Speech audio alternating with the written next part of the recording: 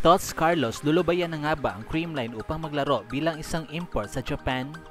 Mahigpit na yakap ni na Michelle Gumabo and Pangs Panaga, may pinapahiwatig nga ba? Ngunit bago natin pag-usapan ang lahat ng yan, please consider subscribing to my channel and hit the notification bell to be notified whenever I post a new video.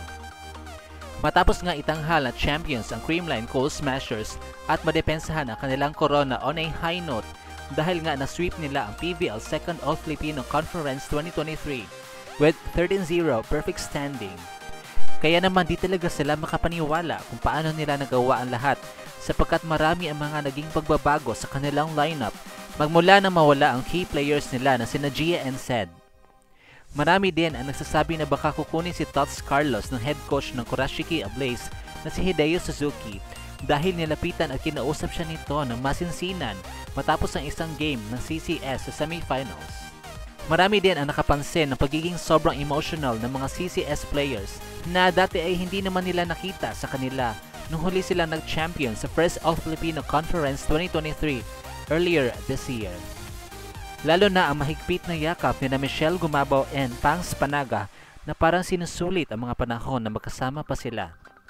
At maging ang sinabi ni Gemma Galanza sa isang interview after the championship na kung saan sinabi ni Maring Gemma na sana magkasama pa din silang maglaro sa court.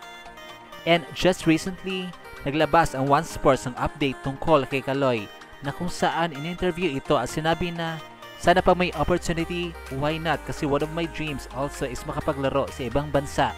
Ako honestly sa Japan or Thailand. Tila unti-unti nang napapahiwatig si Tots Carlos ng kanyang kagustuhang maglaro abroad at baka nililigawan na nga itong maglaro bilang isang import sa Japan lalo na't bukang bibig din talaga siya ni Coach Hideo sa mga naging interviews nito during the Invitational Conference 2023 wherein manghang-mangha siya at napansin niya talaga ang angking galing na multi-time PVL MVP.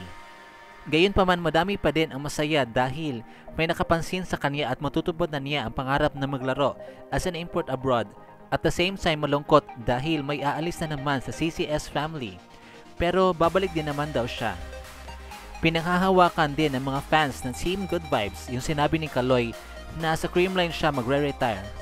Good career move na din daw ito for Tots na i-grab ang opportunities na kumakatok sa kanyang pintuan na di hamak mas malaki ang kitaan habang medyo bata pa siya at batak pa ang katawan sa paglalaro. Sapagkat hindi naman sila habang buhay maglalaro ng volleyball sa PVN. At dito na nga po nagtatapos ang ating video. Thank you so much for watching.